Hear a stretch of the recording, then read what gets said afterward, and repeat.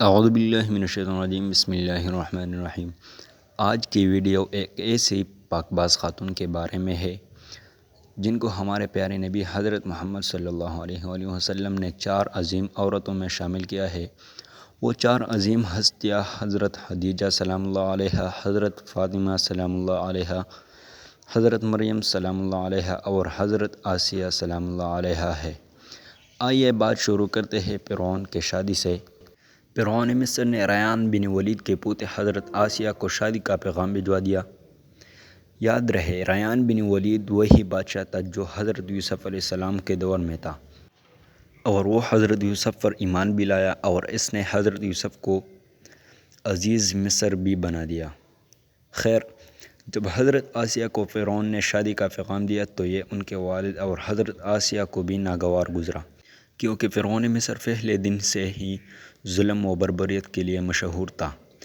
لیکن فرعون نے اپنی بادشاہت کے زور پر جبرا حضرت سے شادی کر لی اور دھمکی دی کہ اگر یہ شادی نہیں کریں گی تو آپ کے والدین کو قتل کر دیا جائے گا۔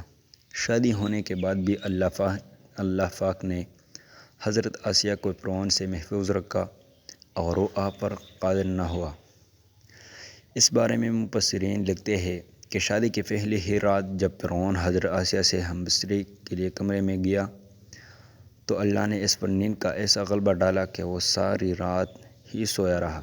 کچھ کتابوں میں لکھا ہے کہ اللہ نے فرعون کو نامرد کر دیا تھا، جس کی وجہ سے وہ حضرت آسیہ سے صحبت ہی نہ کر سکا، اور بعد نے لکھا کہ فرعون کو ایک ایسی عجیب بیماری تھی کہ طبیبوں نے اس کی ساری عمر صحبت سے منع کر دیا۔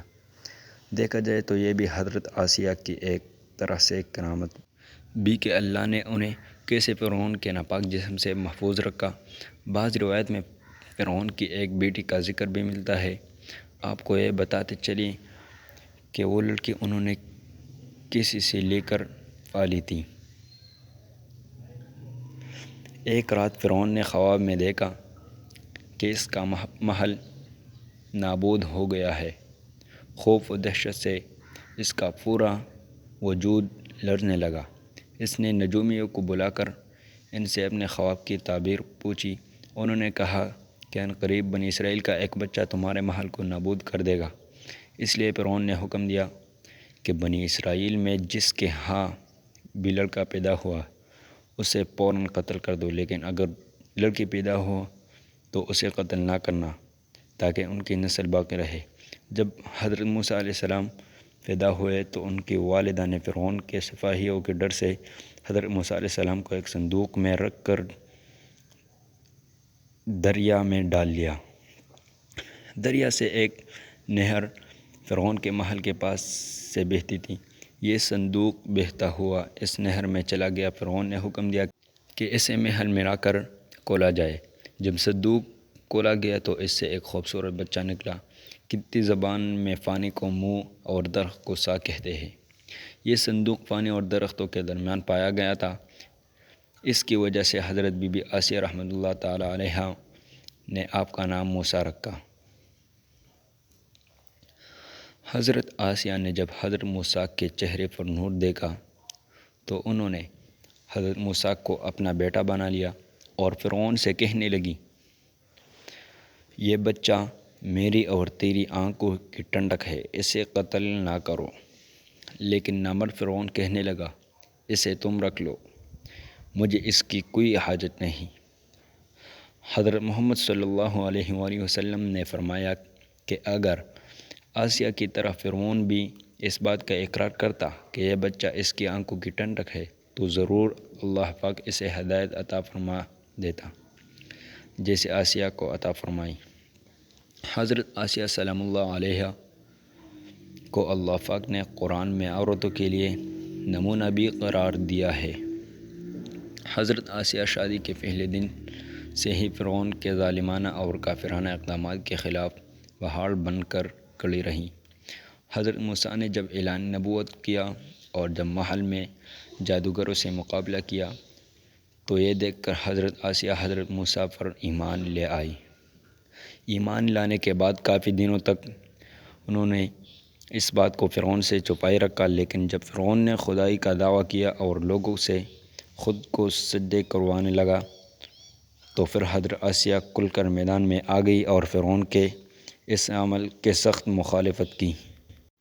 جیسے ہی فرعون کو پتہ چلا کہ میری بیوی بھی موسیٰ کے خدا پر ایمان لا چکی ہے تو اس نے حضرت آسیہ پر بھی ظلم ڈھانا شروع کر دیے۔ روز دن اور رات ان کو مختلف اذیتیں دینے لگا۔ فرعون جیسا کافر شوہر بھی ان کے ایمان کو متزلزل نہ کر سکا، لیکن فرعون نے بہت زیادہ کوششیں کی تاکہ کسی نہ کسی طرح انہیں راہ راست سے منحرف کر دے، لیکن وہ ایسا نہ کر سکا اور آسیہ بھی اس کی تمام کوششوں کو ناکام بنا کر صرف خدائے واحد کی عبادت میں مصروف رہی۔ حضرت موسیٰ علیہ السلام کے چاہنے والے فرعون کے سپاہیوں کے ہاتھوں ظلم و ستم کی بھینٹ چڑھ رہے تھے اور انہیں بے دردی کے ساتھ قتل کیا جا رہا تھا، یہاں تک کہ فرعون نے حضرت موسیٰ علیہ السلام پر ایمان لانے والے ایک شخص کو، جسے قرآن کریم نے مومن آل فرعون کے نام سے یاد کیا ہے، بڑے ہی بے دردی سے قتل کر دیا، جس کے بعد آسیہ کی صبر کا پیمانہ جھلک اٹھا اور قلم کھلا کر فرعون کی مخالفت کرنے لگی۔ فرعون میں غیظ و غضب کی آگ بھڑک اڑی اور اس نے اپنی زوجہ آسیہ کو بہت ہی دردناک طریقے سے اذیتیں پہنچائیں۔ اس ظالم نے ان پر بڑے بڑے عذاب کیے، ان کو بہت زیادہ مارا اور ضد و کوب کیا اور چومیخا کر دیا، یعنی 4 کونٹیوں میں آپ کو گاڑ دیا۔ حضرت آسیہ رضی اللہ تعالیٰ عنہا کے چاروں ہاتھوں پیروں میں لوہے کے کیلیں ٹوک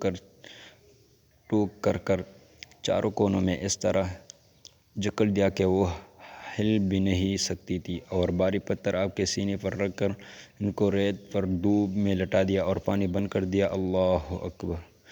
ایک دفعہ ذرا سوچے تو صحیح دوستوں کی تنہا عورت اور ظالم و جابر شوہر کا محل ہاتھوں اور پیروں میں کیلیں ٹوک دی گئی ہے، گرم ریت پر لٹایا ہوا ہے اور سینے پر ایک بھاری پتھر رکھ دیا گیا ہے، پھر بھی حضرت آسیہ سلام اللہ علیہا ایمان پر عزم و استقلال کے ساتھ ان مصائب کے باوجود قائم و دائم رہی اور فرعون کے کفر سے خدا کی پناہ مانگی۔ ایک روایت تو یہ ہے کہ فرعون نے حضرت آسیہ کی کال اتروا دی اور پھر ان پر چٹان کو گرا دیا۔ اللہ اکبر!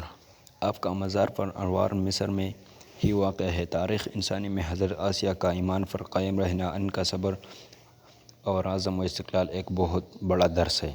اس میں کوئی شک نہیں کہ عورت کے اندر اتنی طاقت موجود ہوتی ہے کہ وہ ہر طرح کے ظلم و ستم کے آگے پہاڑ بن سکتی ہے۔ اللہ پاک سے دعا ہے وہ ہم سب کی بے حساب مغفرت فرمائے۔ دوستو، اگر آپ ہمارے چینل پر پہلی بار آئے ہیں تو ہمارے چینل کو سبسکرائب کیجیے اور ویڈیو کو لائک کیجیے۔ نیکسٹ ویڈیو کے لیے السلام علیکم ورحمۃ اللہ وبرکاتہ۔